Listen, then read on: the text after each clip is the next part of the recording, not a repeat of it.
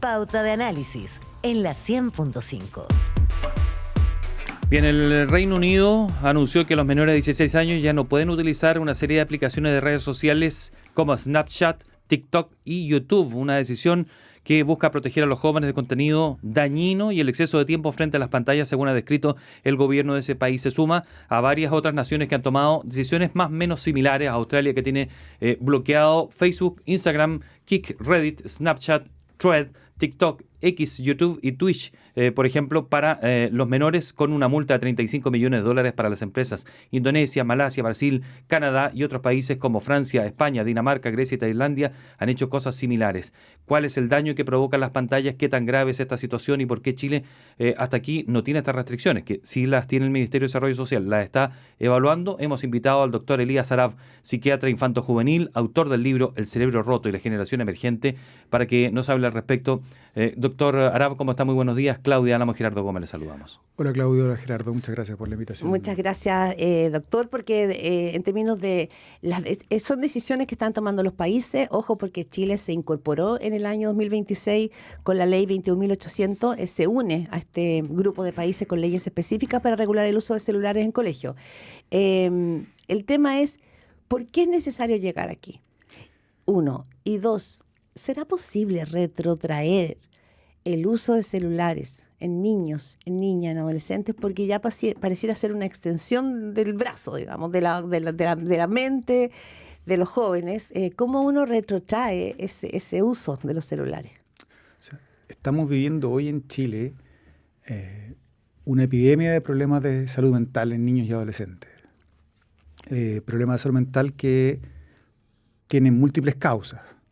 Venimos de la pandemia, de la hiperconexión que se generó durante la pandemia, y hemos visto en la práctica clínica y con la investigación que el uso excesivo de dispositivos electrónicos afecta significativamente la salud mental de niños, de adolescentes, de jóvenes y de adultos también. ¿Cómo los afecta? Los afecta de varias maneras. Si nos vamos a la neurobiología, los dispositivos electrónicos generan altos niveles de dopamina. La dopamina es un neurotransmisor que nos permite sobrevivir. Está asociado a la alimentación, está asociado a la reproducción, a los vínculos. Cuando hackeamos este sistema, el cerebro o la parte primitiva del cerebro entiende que esa actividad que nos generó altos niveles de dopamina es la que necesitamos para sobrevivir. No discrimina por la calidad, sino que discrimina por la cantidad. Y se genera una adicción. Y pudiese llegar a generarse una adicción. Es como si le quitáramos... Es como el azúcar. Peor, porque finalmente, imagínense, cuando uno ve a un niño pequeño y le quita un dispositivo electrónico, su reacción es muy intensa. El cerebro entiende como que si le estuviéramos quitando el agua a alguien que está con sed en el desierto.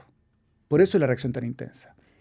Pero no solo con eso, afecta además la corteza prefrontal, que es la encargada de la autorregulación, de la atención, de la concentración. Por lo tanto, afecta al cerebro en dos grandes sectores biológicos. En un periodo en que el cerebro es vulnerable, digamos, que sobre todo en la adolescencia, que está en plena construcción, por lo tanto se altera tanto la arquitectura como la función del cerebro. ¿Y eso en qué se expresa? Se expresa en ansiedad, se expresa en depresión, se expresa en desregulaciones emocionales severas, y en el extremo podemos llegar hasta los intentos de suicidio. Pero usted usó la palabra de manera no regulada, la entrega de estos dispositivos. ¿Significa que no se les tienen que entregar nada o significa que se les tienen que entregar bajo ciertos parámetros? O sea, el cerebro termina de desarrollarse a los 25 años y cuando lo exponemos de manera precoz, genera daño. ¿Qué es precoz? Precoz depende de la situación. O sea, antes de los 18 años, por ejemplo, el cerebro todavía no tiene la capacidad de poder tomar decisiones. Me parece que las leyes que se están impulsando en otros países respecto a la restricción de las redes sociales, en 16 años me parece prudente al menos. ¿Ya? Y eso ha ido progresivamente corriéndose a medida que la investigación y la evidencia nos ha mostrado que esto es dañino. Pero usted dijo de exposición, no todos los países tienen la misma decisión. ¿Es que no tengan redes sociales o que no tengan acceso a una pantalla de este tipo para poder scrollear, por así decirlo? O sea, es que hay problemas de diseño en cómo las aplicaciones están diseñadas, porque están diseñadas para Ser adictiva, ¿no? maximizar el tiempo de uso, en el fondo. Las redes sociales tienen lo que se llama un refuerzo intermitente. De cada 10 videos que vemos, hay uno que nos interesa, y ese es el que nos genera el pic de dopamina, y los otros no nos interesan. Pero uno sigue ahí. Pero sigue ahí. Y en el fondo permanecemos mucho tiempo, y eso en el cerebro, ¿qué ocurre? Cuando hay un cambio de contexto muy frecuente, el cerebro se entrena en estar distraído, no en estar concentrado. Por lo tanto, se estimula la distractibilidad. Ya, entonces entiendo que, perdón Claudia, lo que apunta es que es la pantalla en general, no específicamente una red social, estar conectado a una red social. O sea, que porque uno puede hacer muchas cosas en una pantalla. Todos los dispositivos tienen efectos distintos, todas las aplicaciones tienen efectos distintos, pero la gran mayoría tienen efectos dañinos. La inteligencia artificial generativa afecta en cómo vamos construyendo nuestra capacidad de procesar la información, afecta nuestro pensamiento crítico, afecta el desarrollo de la empatía. Por lo tanto, estamos hablando de que se afectan áreas súper importantes del cerebro en desarrollo. Y que tiene que ver con el pensamiento, con la construcción de personas, ¿no? A futuro. Hablamos esta mañana con el doctor Elías Arab, psiquiatra infanto-juvenil, autor del libro El cerebro roto y la generación emergente. Tú haces un punto bien esencial, ¿no? Respecto de cómo la pandemia condicionó o nos llevó, digamos, a fuertes grados de adicción a las redes sociales. Y muchos niños y niñas en el encierro de sus casas probablemente encontraron allí la ventana para salir al mundo y constituirse como seres humanos, porque así se constituye uno a través de otros. Entonces mi pregunta es, uno, ¿hemos tenido conciencia de lo que el COVID nos dejó? Porque yo creo que en Chile es como que quisimos pasar rapidito por acá, estuvimos encerrados, fue complicado, pero ya estamos libres y listo, pasó como una mala racha, como un mal pensar. Pero como que no ha habido un trabajo a nivel de sociedad, de país o de amigos de lo que implicó para nosotros a nivel cerebral, a nivel emotivo incluso. Por supuesto, eso estar frente a una pandemia, pero eso no le hemos dado el nos valor, significó, ¿no? altos niveles de estrés. Pero además de los altos niveles de estrés que nos significó, nos obligó a hiperconectarnos. Y después del COVID no bajó la conexión, al contrario, siguió aumentando. Y ahí es donde finalmente vimos que la hiperconexión de los niños empezó a generar cada vez más problemas. Ahora, tú trabajas en este tema, no solo en estudio. Una cosa es lo que le pasa a los niños, pero también, porque estas cosas son sistémicas, es lo que le pasa a los padres.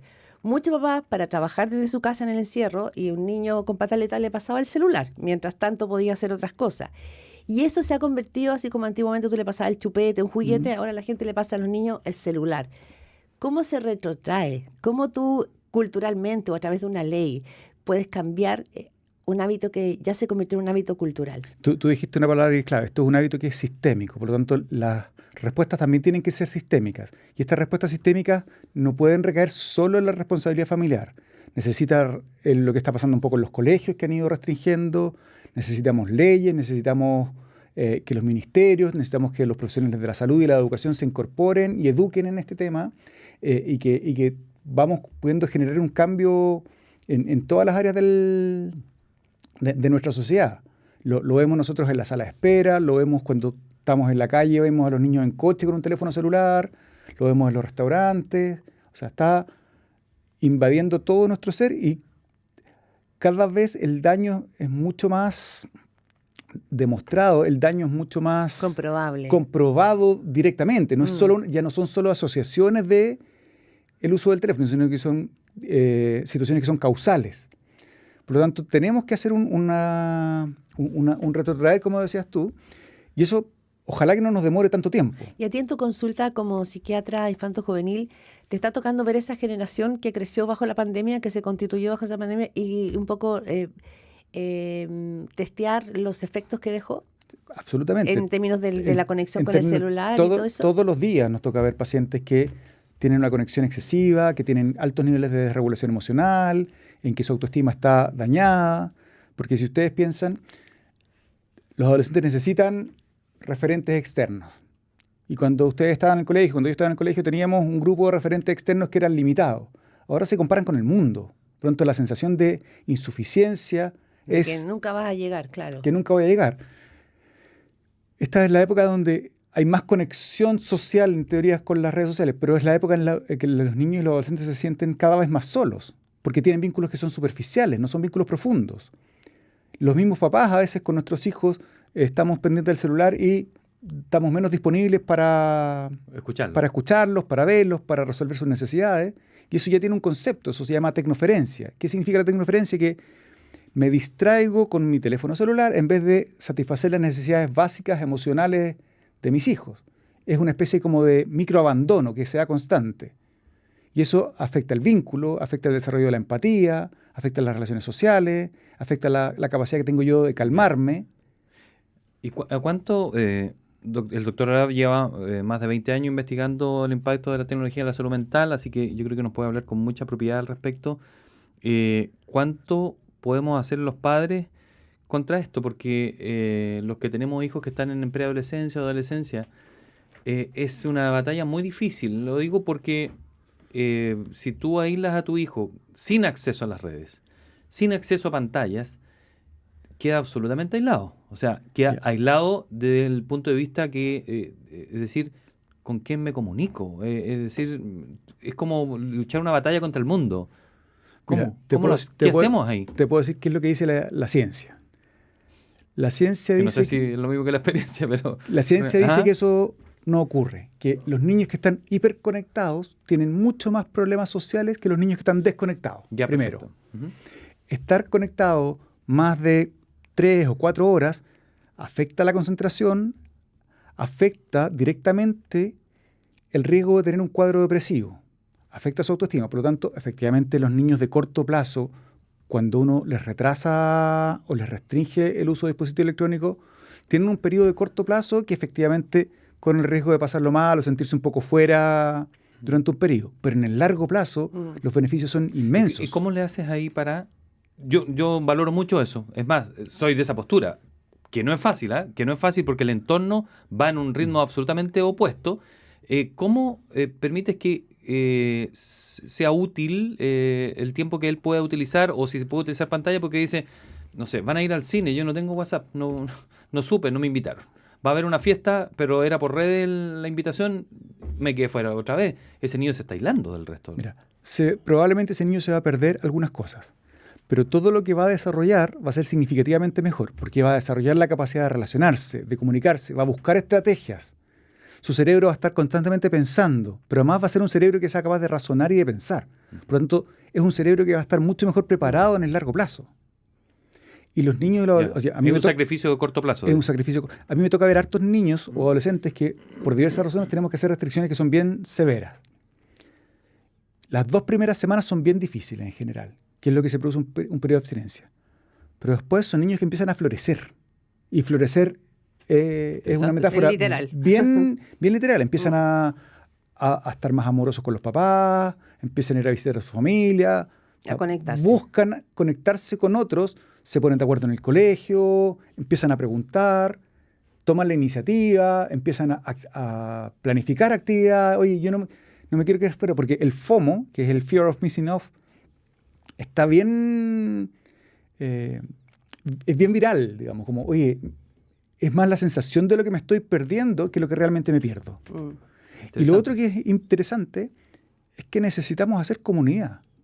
Tal como tú eres un papá que está preocupado por la salud mental y por el desarrollo cerebral de tu hijo, sí, hay varios otros papás que están en lo mismo. Y cuando nos empezamos a unir, cuando nos empezamos a conversar, cuando hacemos pactos como curso, cuando hacemos pactos como familia, empezamos a girar esto hacia el otro sentido, en el fondo, en el sentido de la neuroprotección verdadera. Importante la palabra que usa el doctor Elías Arap, comunidad, que es una palabra que no está de moda ni se está aplicando muchísimo, digamos. Más bien es bien individual, son pequeñas como burbujas.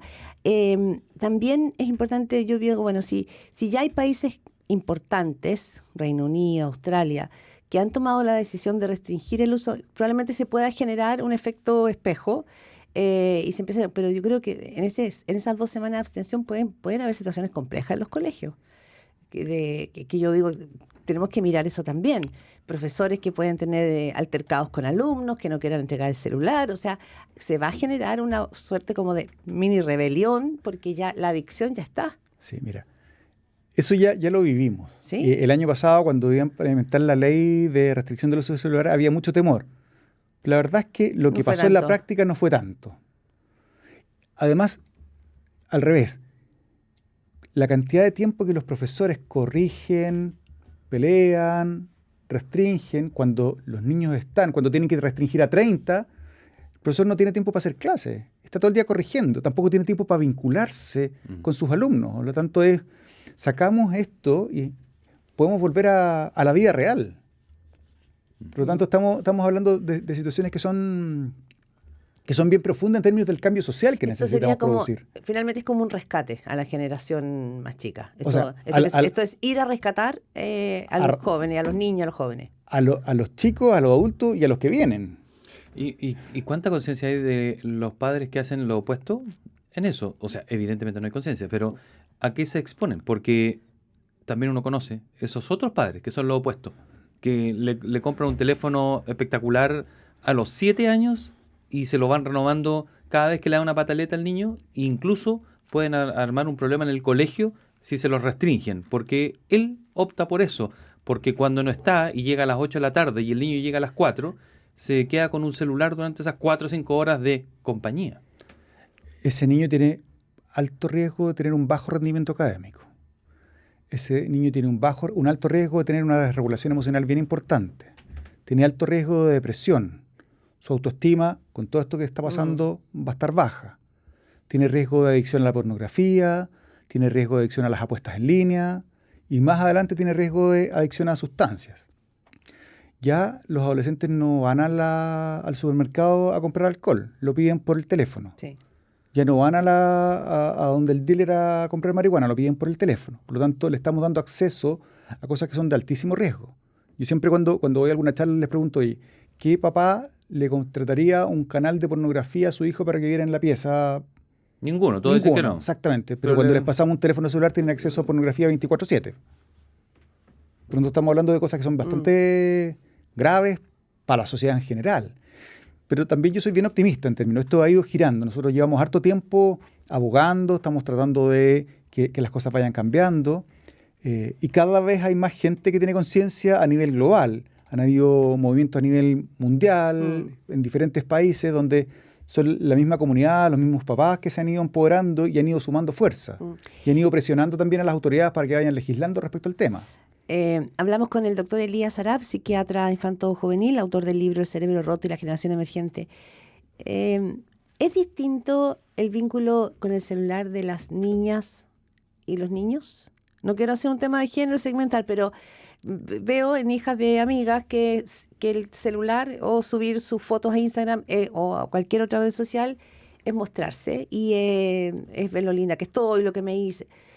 Pero los hombres, los jóvenes, muestran otra cosa. Entonces digo, que si eso genera dopaminas distintas. O sea, usan plataformas, usan aplicaciones distintas, tienen intereses distintos los niños y las niñas, pero el daño a nivel cerebral es bastante parecido, ¿ya? Tienen perfiles de uso un poco distintos. Los niños tienden a jugar más videojuegos, las niñas ven más redes sociales. Ambos afectan el autoestima. Las niñas se preocupan mucho más como de la imagen, de compararse con otros, lo que impacta en su autoestima, y eso está asociado a riesgo de trastornos de conducta alimentaria, depresión, anorexia, etc.